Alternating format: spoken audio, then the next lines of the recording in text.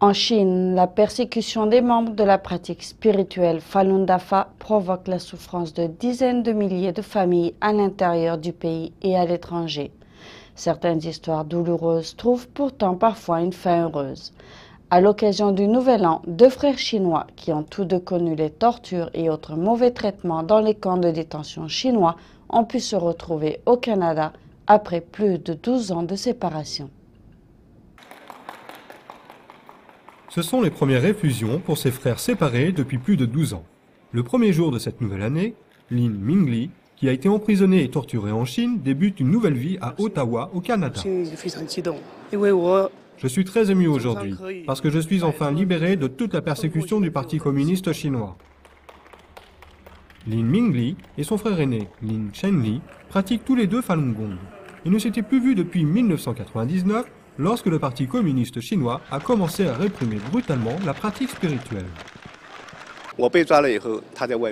Je ne l'ai plus vu depuis le début de la persécution en 1999. Lorsque j'avais été arrêté, il n'était pas à la maison.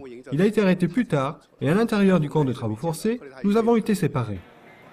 Lin Chenli a pu échapper à la persécution en 2002, grâce aux efforts de son épouse canadienne et d'autres personnes. Une fois au Canada, il a œuvré pour secourir son frère. Lin Mingli a été emprisonné pendant 8 ans. Il ne vous laisse pas dormir et vous frappe pour vous obliger à écrire une lettre de repentance. Si vous refusez, il vous frappe encore plus. Cela dure pendant des mois, jusqu'à ce que finalement vous vous effondriez. Le Parti communiste utilise les méthodes de persécution les plus cruelles sur les pratiquants de Falun Gong. Je l'ai vu de mes propres yeux. Aujourd'hui, grâce à l'aide des responsables politiques canadiens, Lin Mingli est un homme libre. Mais il reste inquiet pour les centaines de milliers de pratiquants de Falun Gong toujours persécutés en Chine.